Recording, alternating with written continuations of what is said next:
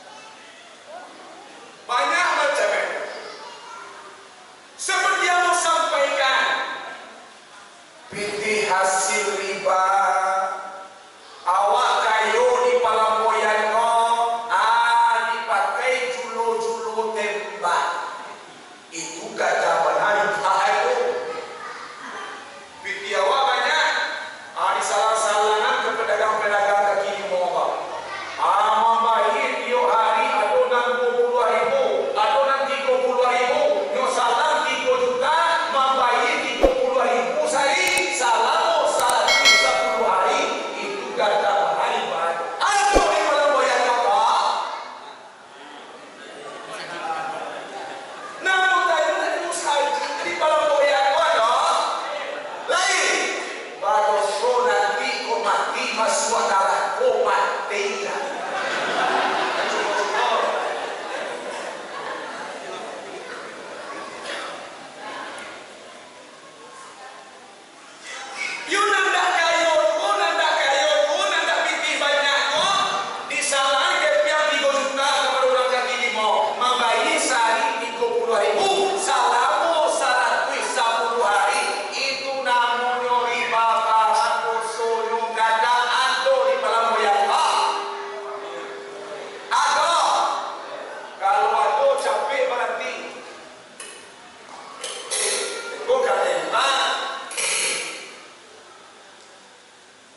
muslimin dan muslimat yang dirahmati Allah, Nabi Muhammad itu tidak pernah mimpi-mimpi. Walaupun Nabi Muhammad itu pernah mimpi, tetapi mimpi Nabi jadi kenyataan. Mimpi awak ini pernah jadi kenyataan? Pernah? Kolaina itu dalam mimpi ke sungai. Itu asli itu. Kalau mimpi ke sungai itu asli. Ayo kita semua basah bawah lagi. Nang jadwo. Wa madaimu as-salati madil zamani. Nabi Muhammad tak pernah kuok-kuok atau memang tak pernah. Awak dah pernah kuok? Lain pernah manusia aku memang pernah menguok pasti kan? Awak asyik-asyik tembak. Tidak kuok kata tak. Menguak kan kuok pas pindah itu. Anda tahu pindah kawan? Oh itu kini takui domina kita Pancasila.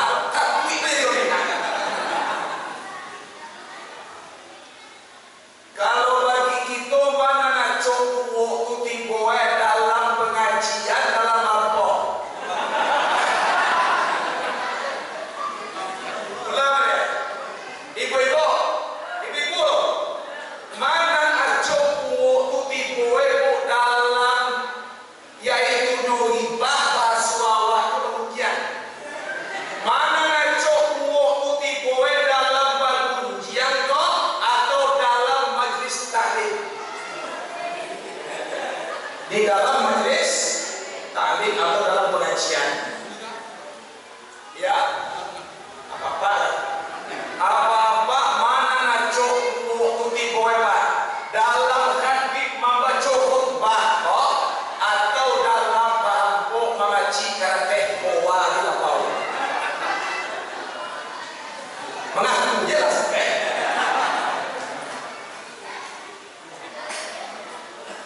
mana nak cowok tu timbul dalam mengaji karate gamle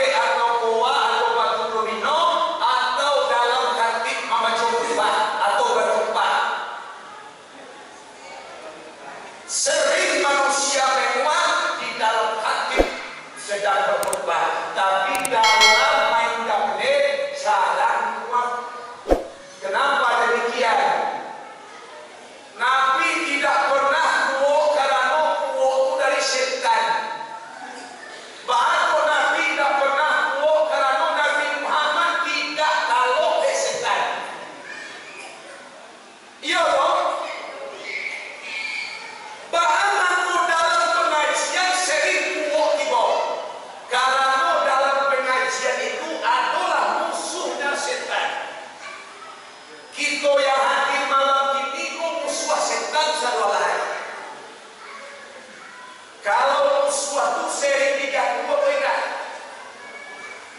Kalau musuh sering diganggu, bahaman orang dalam bahan tidak pernah tua, mau setan mana kuah nulah kawan setan.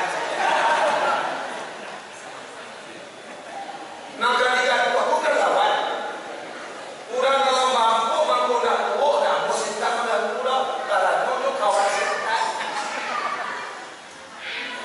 Dalam pengajian bangku diganggu setan, dan awak pun musuh setan. Mana mau kita musuh setan atau kawan setan? Oi, mana rela awak mayang Muhammad kawan setan kau atau lawan setan? Innahu lakum aduwwum mubin. Setan itu musuh yang nyata kata Allah Subhanahu wa taala. Yang kedua,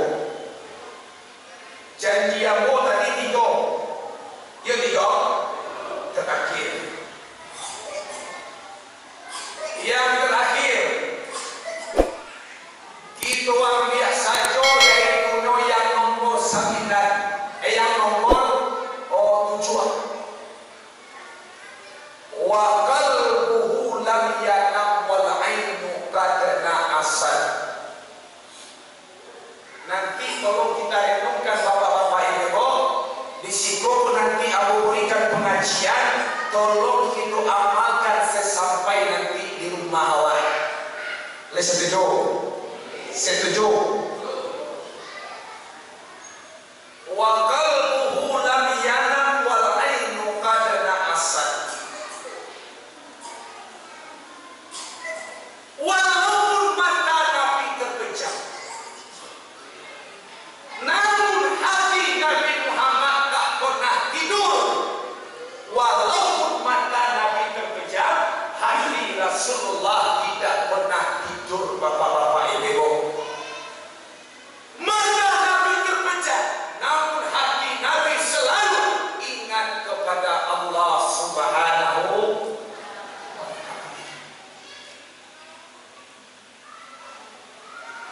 Jadi kita budak Allah, kita hamba Allah, jangan biarkan hati kita ini sedikit pun lupa kepada Allah Subhanahu wa taala. Walaupun kita dalam tidur, namun hati kita bisa seumpama zikir kepada Allah Subhanahu wa taala. Bagaimana caranya bapak-bapak ibu? Awak kalau lalu ditakan aja Tuhan yang lain. Oi, kalau lalu bapak-bapak ibu-ibu letakkan aja Tuhan lain. Enggak. Lalu pos satu nuai. Tapi kita mau sampaikan, bisakah hati kita berzikir kepada Allah pada kita tidur? Bisa. Bisakah hati kita ingat kepada Allah walaupun tidur? Bisa. Baca bapak-bapak ibu. Oi, baca Pak. Kata Rasulullah, jangan engkau tidur ya Aisyah sebelum engkau mengkhatam Al-Quran 30 juz. Otomatis tatkala mau tidur kita membaca surat Ikhlas, qul huwallahu ahad, Allahus samad, lam yalid wa lam yulad wa lam yakul lahu kufuwan ahad. Baca 3 kali.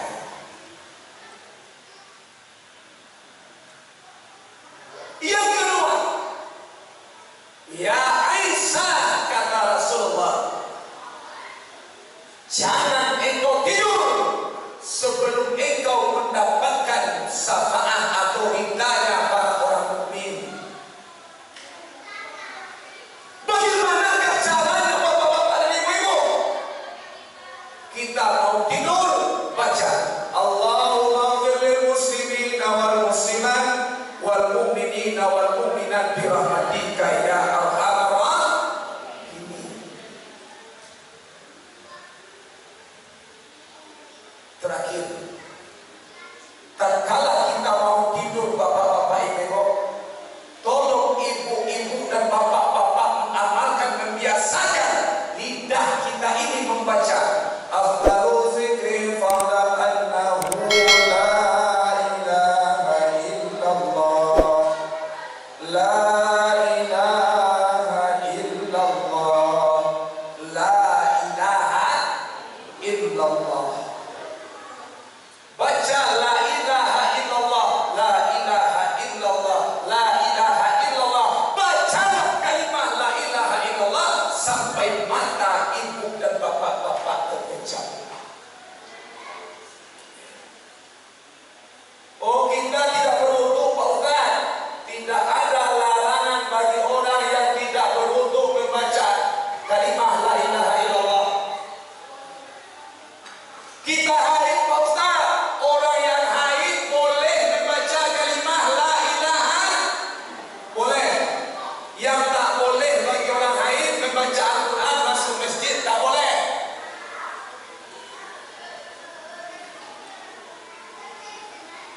Barang siapa yang tertidur di dalam membaca kalimah la ilaha illallah maupun kalimah Allah Allah, tetapi sekarang bapak-bapak ibu ada pula pengajian membaca kalimah Allah Allah itu bid'ah. Membaca kalimah Allah Allah itu sombong, seolah-olah kita sama bersama dengan Allah Subhanahu wa taala. Jangan. Membaca kalimah Allah Allah itu boleh. Kalau tak ada nari TV-TV di awak, jangan kita tanggapi. Biarkan mereka berpendapat seperti itu. Yang penting boleh kita mendapatkan pahala di sisi Allah. Mana dalilnya? Kata Rasulullah, la taqumus sa'ah hatta la yuqala fil ardi Allah Allah. Takkan berdiri kiamat, kata Nabi Muhammad. Takkan terjadi kiamat sehingga di bumi ini, di jalan raya ini masih ada manusia yang membaca Allah Allah Allah Allah. Berarti boleh membaca kalimat Allah Allah. Siapa larang? Oh, membaca kalimat Allah itu bid'ah. Dan Nabi mengajarkan bid'ah itu dalalah, dalalah itu mungkarah, mungkar itu masuk dalam bantu ayah yang menyerah ke Tuhan. Dalam suasana bola, kece pusako ini namanya kayak saluko. Saluko itu milik Allah, bukan pusako ini. Yang penting selagi tidak menyalahi dalam Islam boleh kita laksanakan ziarah kubur, membaca Al-Quran di kubur, mendoa di kubur, sembahyang sunat di kubur. Nah kalau dia sembahyang itu dia kubur. Belum tahu ya? Oh kubur, sembahyang dia apa? Kubur kita makan tak boleh. Duduk-duduk di bangunan kubur itu tak boleh. Tapi membaca Al-Quran di kubur boleh. Membaca Al-Quran di kubur itu boleh. Yang tak boleh solat di atas kubur. Tak boleh. Kadang-kadang orang mau ikut juga kalau dia sebenarnya di kubur ada tu hero malu dia supaya ada di kubur. Bisa dia kubur supaya ada kesalahan. Oh, tak boleh ziarah kubur. Itu orang yang telah mati, dia tidak mendengar. Imam boleh kaji itu dalam kita mana? Kecil Nabi Muhammad, ada Rasulullah. Annal maita yasma'u qara'i ali masyi'in idan sarafu anhu. Sesungguhnya mayat itu mendengar langkah-langkah berjalan seorang manusia, bunyi sendal orang yang berjalan. Apabila dia kembali dari sang mayat, mayat mendengar Bapak Ibu. Doa yang kita ucapkan sampai kepada mayat, insya Allah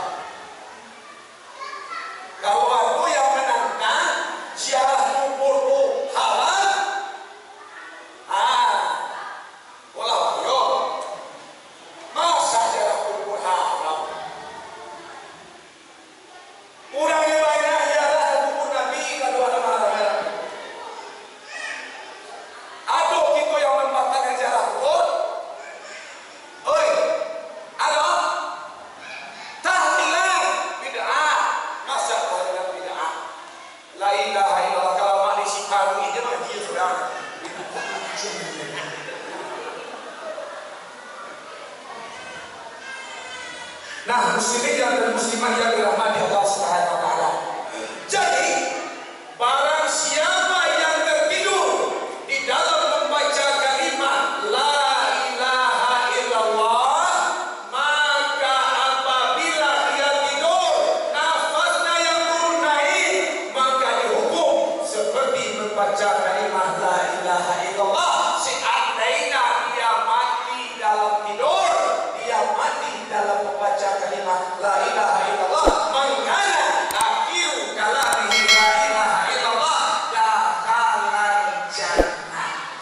Barang siapa di akhir hayatnya membaca la ilaha illallah, langsung masuk surga. Bapak-bapak dan ibu-ibu, tolong kita amalkan. Nanti sesampai di rumah, sebelum kita tidur, baca kalimat la ilaha illallah sampai mata kita terpejam. Walaupun dalam keadaan haid tidak masalah, boleh, tapi jangan baca qul huwallahu